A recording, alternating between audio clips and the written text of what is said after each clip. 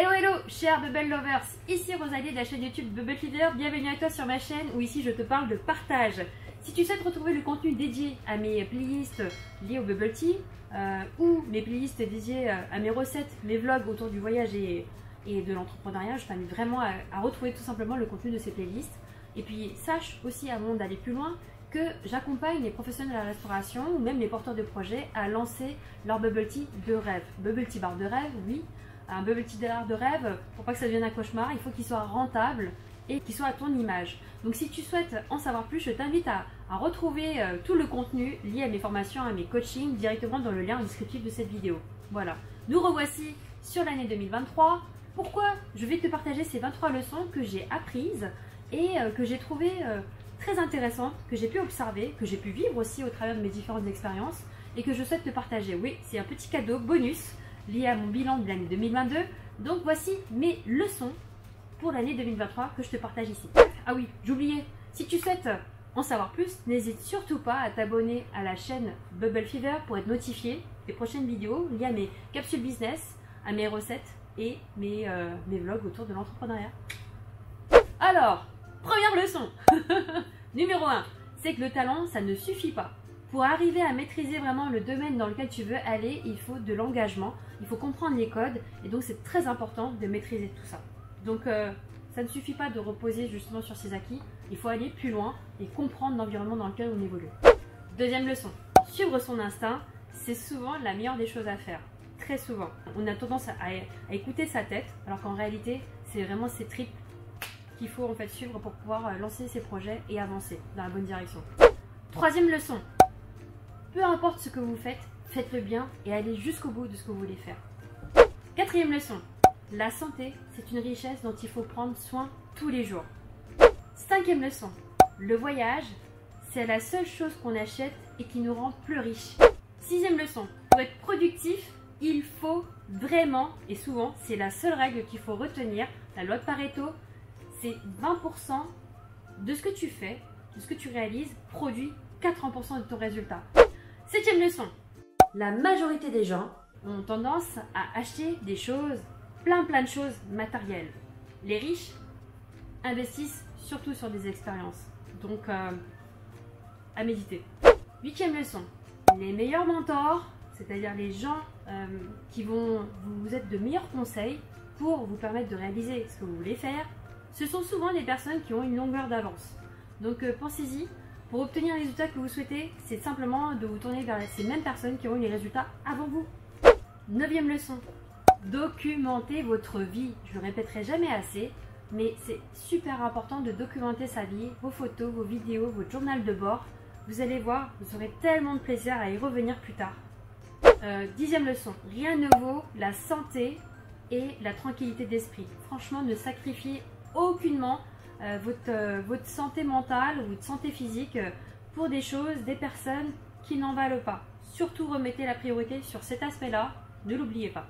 Onzième leçon, face à une situation pénible, voire très difficile, sachez que tout finit par passer. Vous allez voir que vous allez vite vous rendre compte qu'à un moment donné, ce sera un souvenir lointain. Donc pensez-y, quand les moments se corsent, on a tendance à penser qu'on n'arrivera jamais à s'en sortir, mais à un moment donné, ça finit par passer. Douzième leçon, être plus présent dans l'environnement dans lequel vous êtes et agir en conscience. C'est-à-dire là où vous êtes, avec les personnes avec qui vous êtes, dans ce que vous faites, dans comment vous entreprenez les choses, agissez et soyez engagés en étant conscient de vos actes. Souvent, je repense en fait à ce que Ima m'avait d'ailleurs dit, c'est-à-dire que ne dis pas que tu n'as pas le temps, dis juste que tu ne mets pas de la priorité. C'est un exemple. C'est ça, agir en conscience.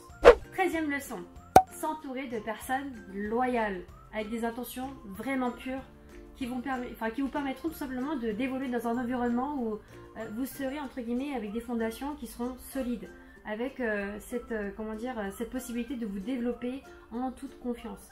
Entourez-vous vraiment, vraiment bien.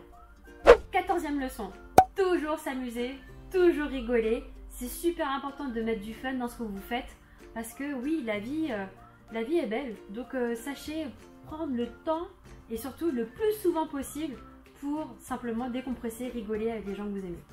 15e leçon, continuer à s'émerveiller constamment. C'est-à-dire, moi je me dis, il n'y a jamais d'âge pour justement s'émerveiller. Ce voyage au Cambodge a été formidable, ce coucher de soleil, ouf. Voir mes enfants grandir, les voir en fait apprendre tellement de choses en fait dans différents domaines, enfin voilà, à tous les niveaux, savoir s'émerveiller. Moi, avoir Penny Lane dans mon activité Bubble Fever, c'était ouf. Voilà, savoir s'émerveiller de tout, c'est juste incroyable. Donc vraiment, sachez prendre conscience de tous ces aspects-là, parce que oui, la vie est belle et on a tendance à ne regarder que le verre à moitié vide, alors qu'en fait, il est à moitié plein. 16e leçon, poser ses limites, poser le cadre dans lequel vous pouvez en fait avancer et respecter vos valeurs. On a tendance justement à toujours céder face à d'autres personnes qui ont des cadres peut-être mieux limités, mieux définis, et lorsqu'on ne définit pas les siens, on se laisse vite déborder. Donc sachez bien les définir, parce qu'à un moment donné, c'est vous qui allez en pâtir. Donc définissez bien tout ça et savoir dire non quand il le faut. 17e leçon, faire preuve de bienveillance envers soi, mais aussi envers les autres. Très important. 18e leçon, prendre soin de soi, mais aussi des autres. C'est important. Quand on n'est pas bien soi-même, on ne peut pas prendre soin des autres. Et quand les autres ne sont pas bien soi-même, ça a un impact également sur soi. Donc arriver à prendre conscience de l'ensemble de cet équilibre qui peut être fragile, c'est d'arriver justement à emmener tout le monde en fait au sommet de la montagne, et de faire en sorte que de veiller les uns sur les autres, ça permet d'être dans une meilleure énergie globale. 19e leçon, restez dans la gratitude de ce que vous avez déjà, mais aussi de là où vous êtes déjà arrivé. Et ça, c'est un truc super important. On a tendance toujours à se dire, ah, il me reste encore ci, il me reste encore ça. Mais regarde où tu es déjà, c'est dingue, voilà.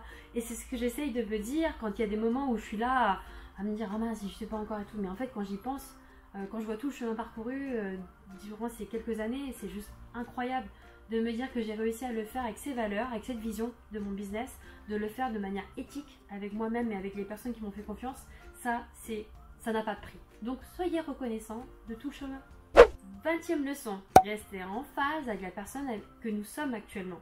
Parce que oui, parce qu'on n'arrête pas d'évoluer, de changer, mais en tout cas ce qui est important de se dire, c'est que oui, il faut rester en phase avec soi-même et surtout ne pas chercher à plaire aux autres. Le but, c'est d'être vraiment en phase avec qui nous sommes et de se plaire à soi à ce moment-là. De se dire, si tous les matins tu te regardes en face du miroir, que tu es heureux d'accomplir tout ça, ça c'est génial. Donc faites-le avant tout pour vous-même, parce que les personnes qui vous décriront comme étant avec des noms d'oiseaux, qui vous critiqueront, vous reprocheront, vous diront toujours des choses en fait pas agréables, ignorez-les autant que soit peu, ou mettez de la distance tout simplement avec ces personnes-là, mais cherchez pas à vous, à plaire, cherchez surtout à être en phase avec qui vous êtes. 21e leçon, restez toujours en mouvement, que ce soit pour les idées, que ce soit en fait dans le corps, bougez un maximum dans le sens de vos projets, dans vos progressions. C'est-à-dire que même lorsque vous avez des éléments de blocage, trouvez toujours le moyen d'avancer.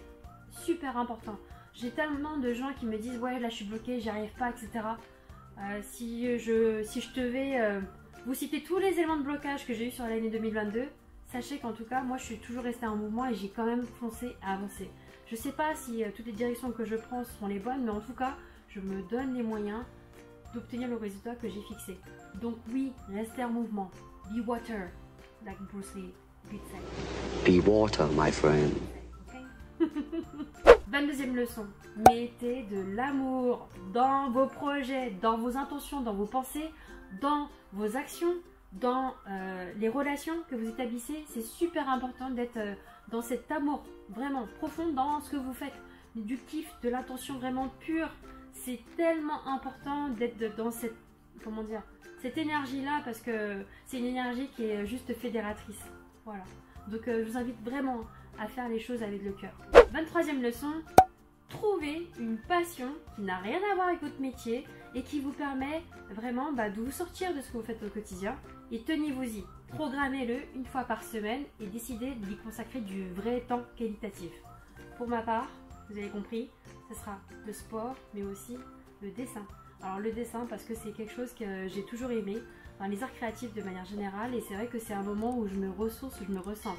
Donc je vous invite vraiment à trouver votre petite passion et à la développer, parce que oui, pour trouver son équilibre, c'est vraiment de trouver toutes ces petites choses-là qui vous font du bien. Donc pour ce que je disais, entreprendre, c'est pas un sprint, c'est un marathon, et il faut trouver l'équilibre au quotidien dans sa vie. Donc l'entrepreneuriat au sens privé ou au sens perso, business, peu importe finalement dans quel domaine vous entreprenez, la règle est la même.